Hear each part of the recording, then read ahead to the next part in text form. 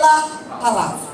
Tudo isso já existia no coração de Deus, já era projeto de Deus, estava desenhado na mente de Deus, mas só tomou forma a partir do momento que Deus pronunciou.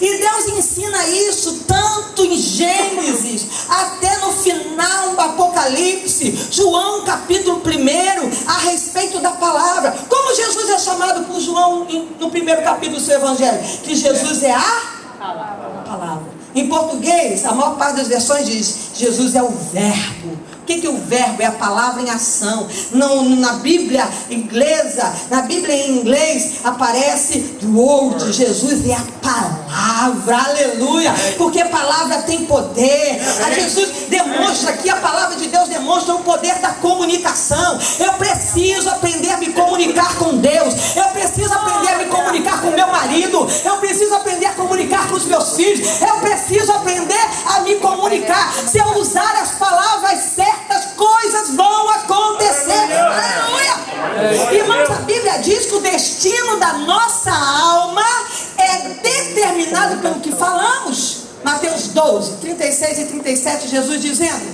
mas eu vos digo que de toda palavra ociosa que os homens disserem, hão de dar conta no dia do juízo. Versículo 37, ele continua: porque por suas palavras serás justificado, e por tuas palavras serás condenado.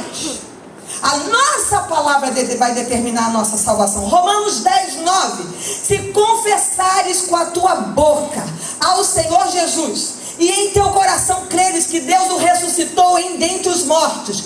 Aí no 10 continua: porque com o coração se crê, mas com a boca se faz confissão para a salvação. Eu sou salvo pelo que eu falo. O que determina, o que oficializa a minha salvação no céu são as minhas palavras. A Bíblia Sagrada diz em Hebreus capítulo 3, versículo 1, que Jesus é o sumo sacerdote da nossa confissão. Aquilo que falamos na terra, Jesus diz amém no céu.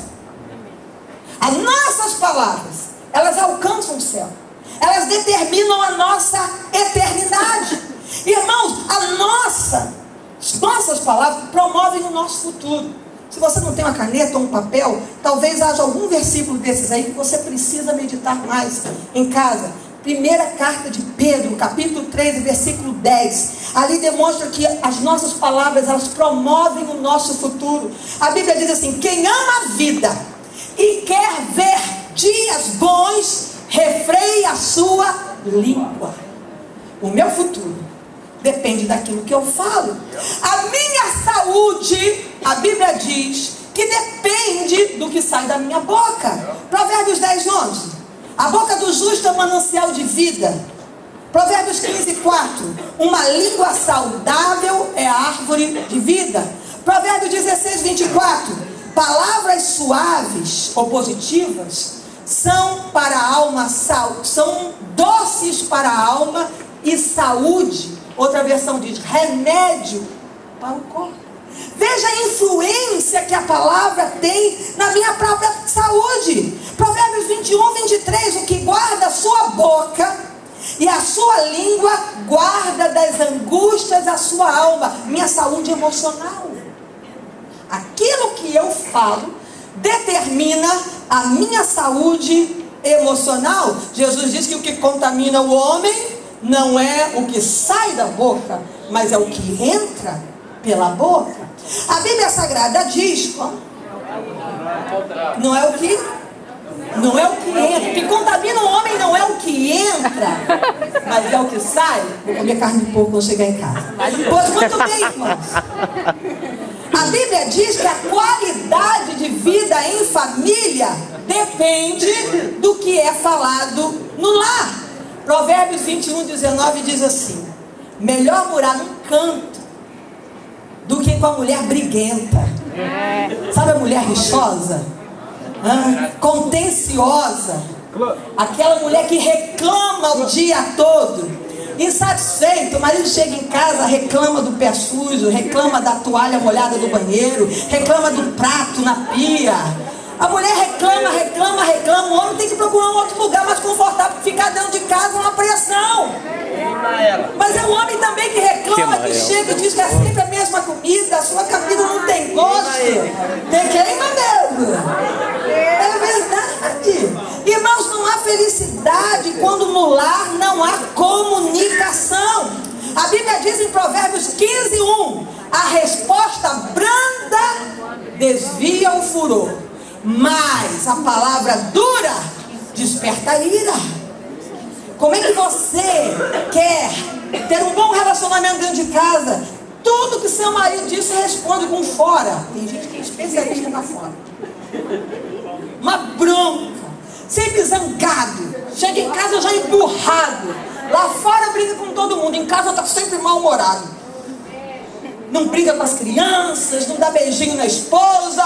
Cadê? Não tem comida pronta? Liga essa televisão, vou ficar sentado aqui. Tem pipoca para me ver os ovos. Irmãos, é um problema sério.